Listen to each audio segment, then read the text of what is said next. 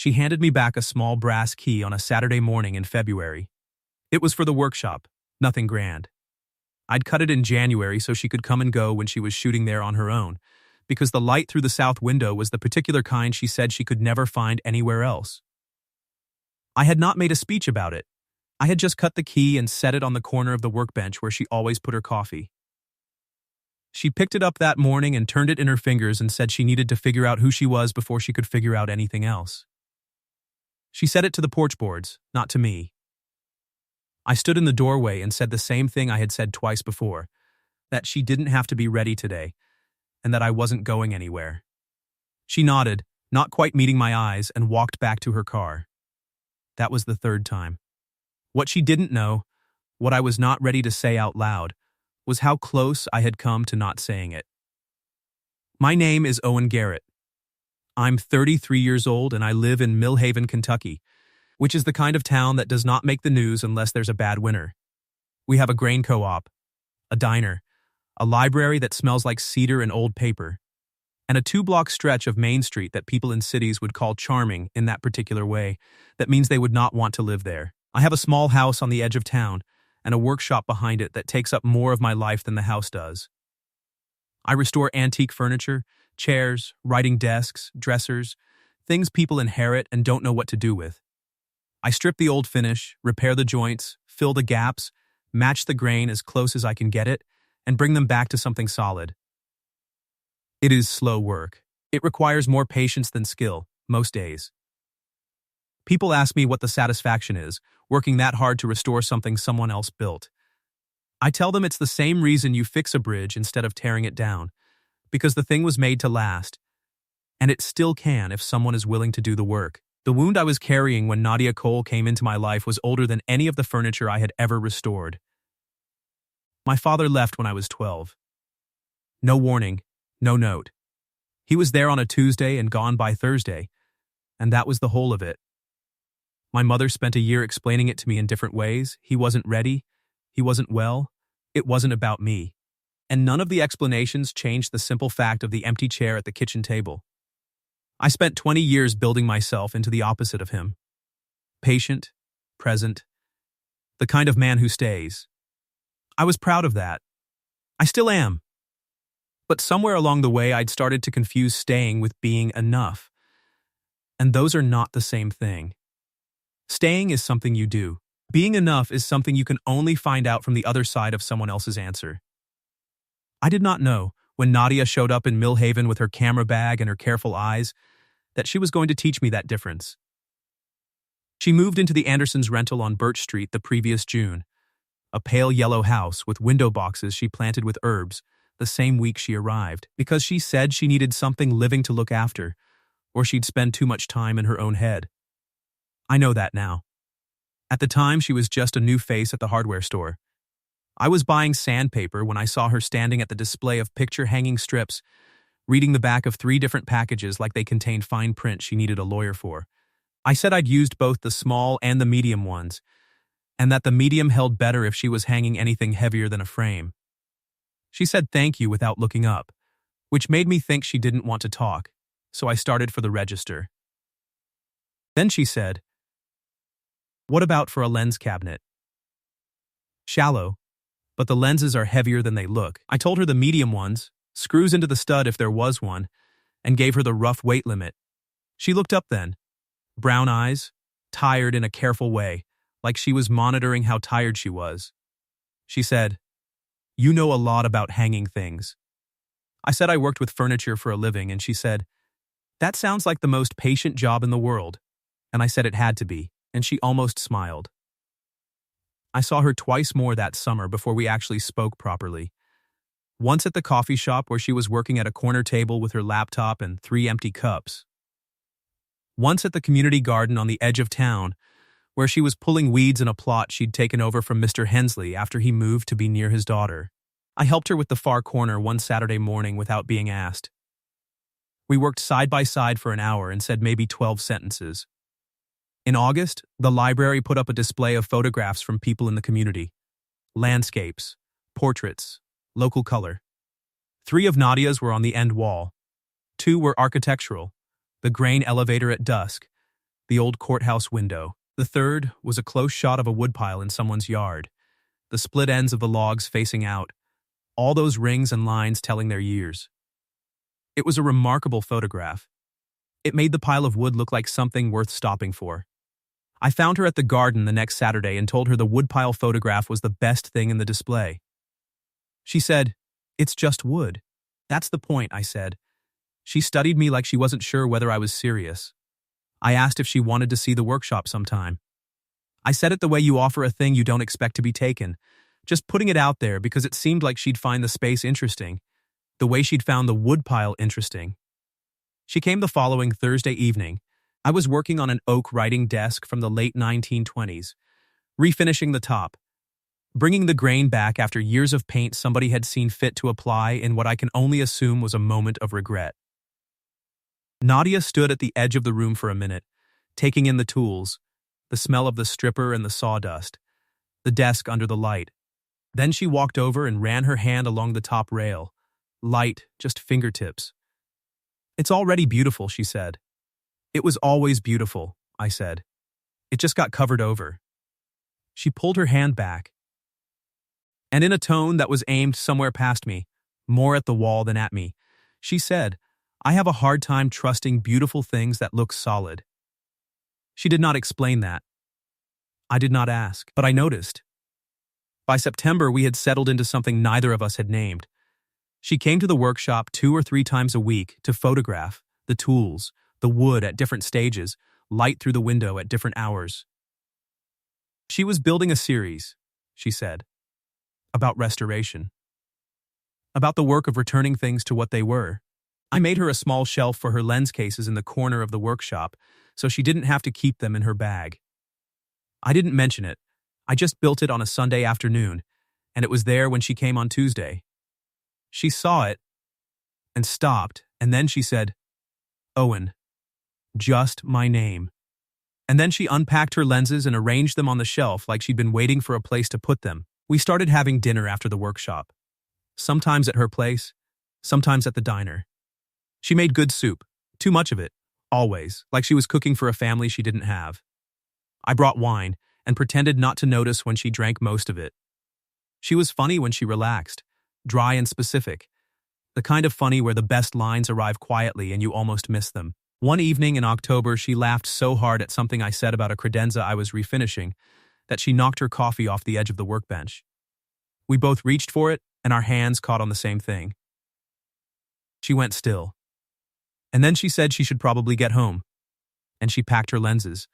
And she left about 40 minutes before she would normally have gone. The next morning I got a text. "I don't think I'm ready for this. I'm sorry, Owen. I need some time." I read it twice. I wrote back that I understood, that she didn't owe me an explanation, that I was here when she wanted to talk. She didn't write back. I went into the workshop and sanded the writing desk for 3 hours. 6 weeks later, she knocked on the workshop door on a Sunday afternoon. She looked like she hadn't slept well. She said she was sorry she'd gone quiet, that she wasn't good at this, that she understood if I'd moved on. I told her I hadn't. I told her there was nothing to forgive. She came back in like the time between had been a weather system that had passed, and we went back to what we'd been. The workshop's evenings, the dinners, the slow, careful getting to know someone that happens when 2 people are both moving at the same pace toward the same thing, and trying not to say that out loud yet. I was more careful after that. I kept the right distance. I let her set the pace.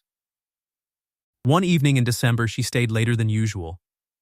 We had been talking about her family, her sister Priya in Louisville, her mother in Nashville, the particular texture of a childhood where her father did not know how to be still. She told me this without drama, the way you tell someone something you've processed enough that the words don't hurt anymore, but the thing behind the words still does. I listened. I didn't try to fix anything. When she finally stood to go, she stopped at the door. "I think I might be bad at this," she said. "At what?" She gestured between us, at the workshop, at the whole situation. "Letting something be good." I said, "You let the woodpile be good." She laughed. Just a breath of it. Then she left. 2 weeks before Christmas, after an evening that felt like something had finally crossed a threshold, She cut the night short without explanation and said she needed to get home. I walked her to the door. She didn't look back. The next morning I woke up to a message. "I'm not sure I can do this. I'm sorry, I need space." That was the second time. I sat with my coffee and read it for a while. I wrote back, "Take the time you need. I'll be here." She came back in February. Quieter than before, steadier underneath it. Like she'd made a decision she wasn't ready to describe yet. The key was my idea. I thought it would say something I didn't want to say out loud yet. That I was not going anywhere. That she had a place here that was hers whether she was in it or not. She kept it for 3 weeks. Then she handed it back on a Saturday morning. I said what I had said twice before, and she nodded and left, and I went inside and stood in the kitchen for a long time, looking at the brass key still in my palm. 3 times. The same man, the same workshop, the same door. I put the key in the drawer next to the stove where I kept things I didn't know what to do with yet. The week after the third time was the quietest I had spent in months. Not a bad quiet. More like the quiet before you make a decision. I worked on a spindle-back chair that had come in from an estate sale. All 6 legs loose, the seat cracked through the middle. Straightforward repair if you're willing to take it apart and start from the joint. I was pulling a tenon when my phone lit up with a text from Clara Bowden at the coffee shop, who texted me neighborhood news the way other people text the weather. Nadia's ex is back in the picture, apparently. Saw her on the phone outside for 20 minutes. Looked rough. I set the phone face down. I knew there had been someone in Nashville. I knew because of the way she sometimes flinched at questions about her time there, and because of the careful way she talked about trust, like someone who'd had reason to revise her definition. I hadn't pushed. I'd figured she'd tell me what she wanted me to know when she wanted me to know it. 2 days later, I was at the coffee shop early, before it was busy. Nadia was there at her corner table, laptop open, phone to her ear. Her voice was low and tight, and she was turned toward the window. I heard 2 words clearly before she heard the door and looked up and saw me. She said, "Just stop." Her face shifted when she saw me, not guilty, more like caught in something she hadn't decided how to explain. She said something into the phone. Quietly, quickly, and set it face down on the table. "Hey," she said. "Hey, don't stop on my account." "It was a client thing," she said. "It's fine." I ordered my coffee and sat at the counter and looked out the window and thought about the way she'd said just stop to someone she was calling a client. That night, I could not sleep. I lay in the dark and thought about the 3 times, about the key in the drawer, about whether I was patient or just afraid to ask for what I actually wanted. Whether there was a difference. The third push away had been the most ordinary looking of the 3, and it had cost me more than either of the first 2. I was starting to understand why. Nadia's sister Priya arrived from Louisville on a Thursday with a rolling suitcase and enough opinions to fill the weekend. She was louder than Nadia in every way. Brighter clothes, faster laugh. The kind of person who reorganized the kitchen while she talked about something else. I met her at dinner on the second night, at Nadia's place. Over a meal, Priya mostly cooked while Nadia handed her things and apologized for the size of the kitchen. I liked Priya immediately and was slightly afraid of her for the same reason. She looked at me across the table with the frank appraisal of a woman who had been watching her sister make hard choices for a long time. She said, "You do furniture." Not a question. "Restoration," I said. "Nadia says you're patient. The work requires it." "She needs someone patient," Priya said, in a tone that was warm and worried in equal parts. The way people say things when they are not sure they should be saying them. Nadia said, "Priya, I'm just saying." On the second night, I was in the kitchen getting another glass of water when I heard Priya's voice from the living room, low but carrying. "Nadia, he's good. Stop looking for a reason." Nadia's response was quieter, and I moved away from the doorway before I could hear more.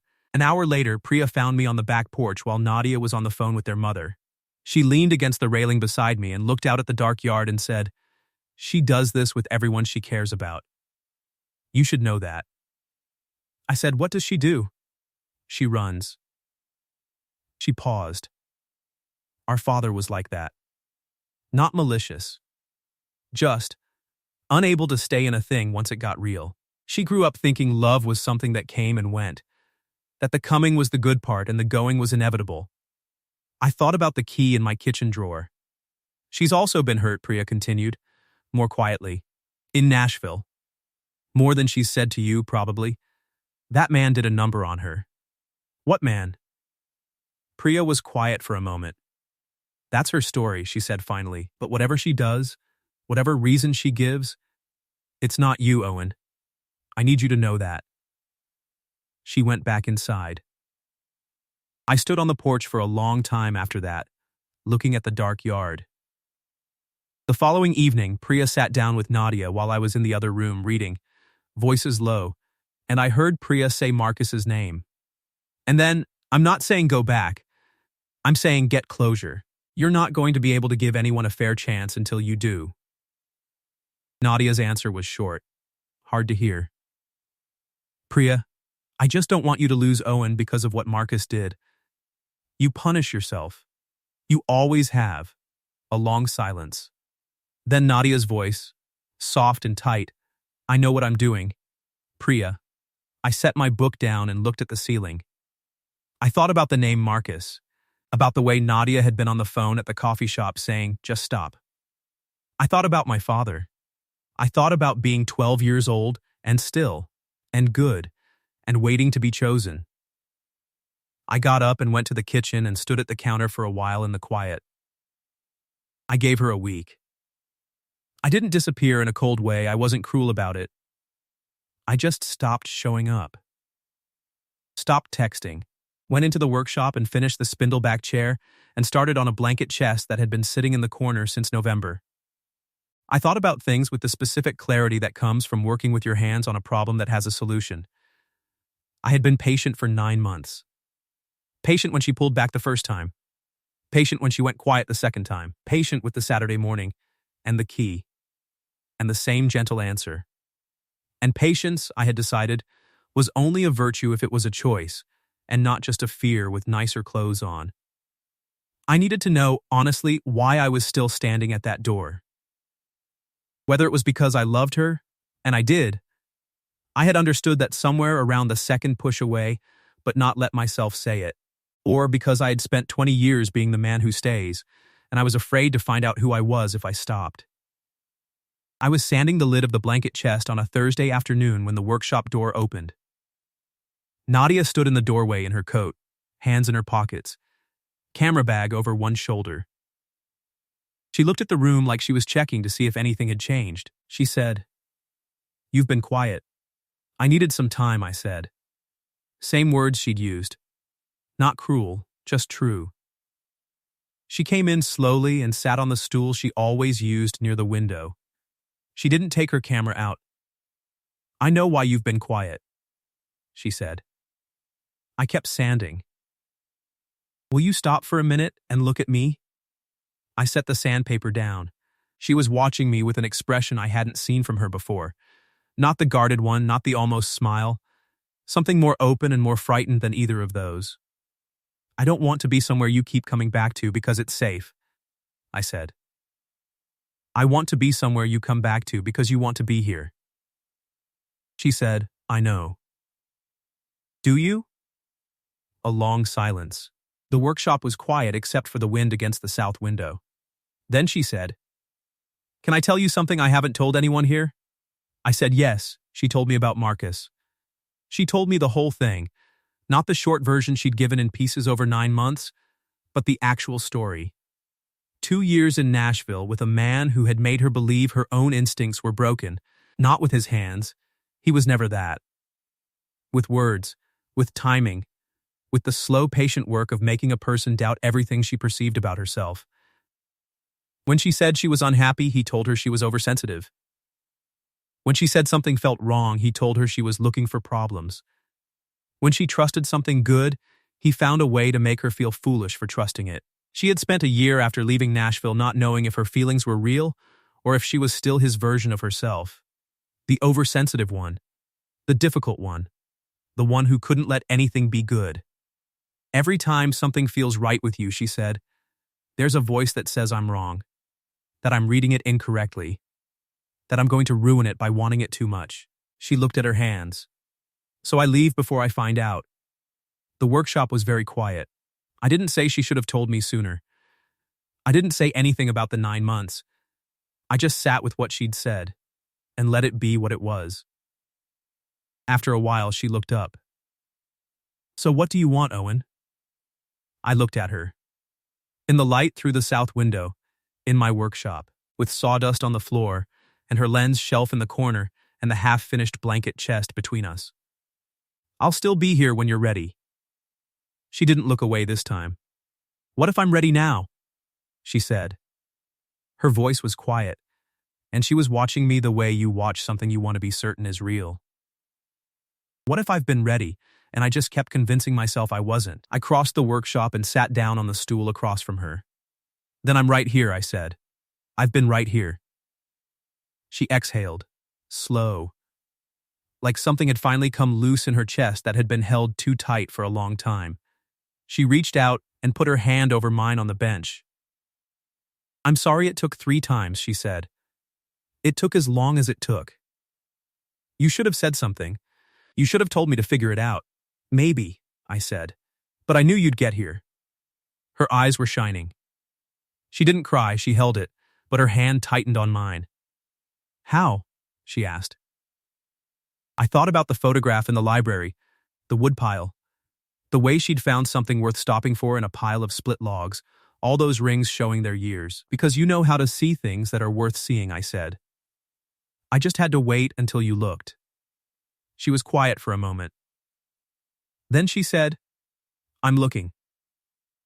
Priya left on Sunday and cried at the kitchen table before she went, which she blamed on the drive ahead of her, and which Nadia accepted diplomatically and which neither of them believed. Priya hugged me goodbye in the driveway and said, Low enough for just me.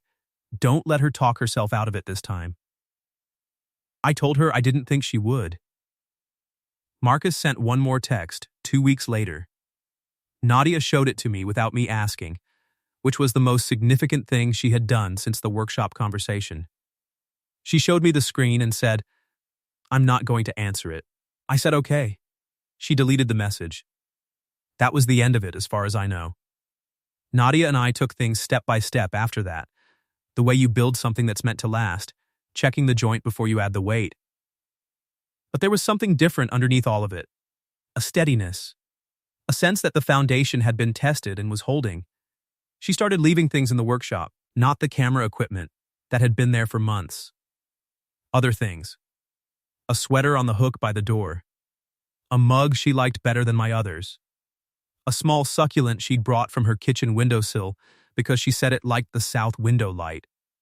I didn't move any of it. In April, she told her mother about me on the phone, and I could hear her mother's voice through the speaker from across the room, pleased in that particular relieved way that mothers are when they've been worried for a long time and can finally stop.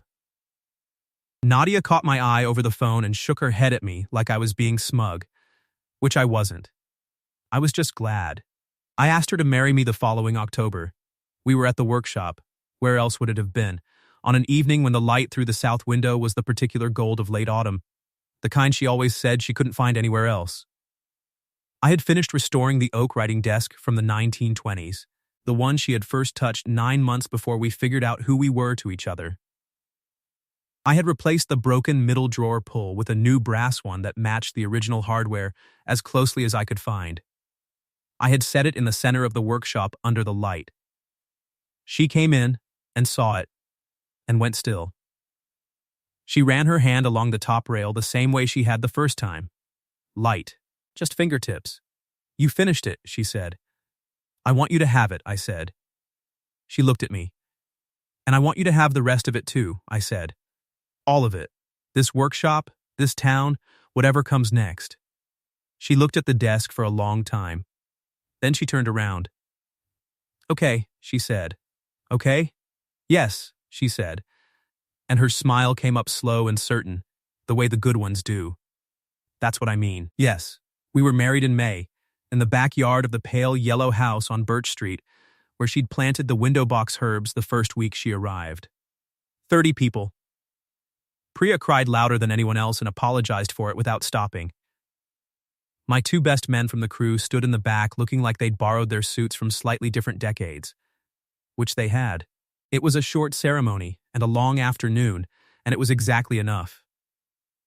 The writing desk is in the spare room now, under the window that gets the morning light.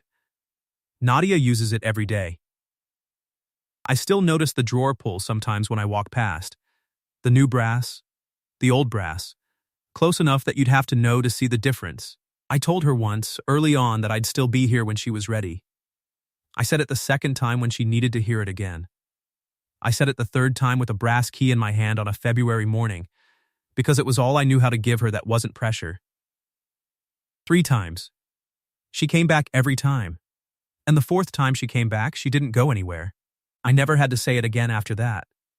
The workshop is still the same. The south window, the tool racks, the smell of wood and stripper, and something clean underneath. On weekend mornings, there are 2 coffee mugs on the workbench. It had sawdust on the floor. It had 2 coffee mugs on the bench. It had a woman who finally believed she was allowed to stay. Some things take patience because they're worth it. Some things take patience because you haven't figured out what they're worth yet. The difference matters, but you can only know it from inside the thing, usually after you've already decided. I decided 9 months before she did. I stayed, and then I almost left, and then I was honest instead, and she met me there. That's the whole of it.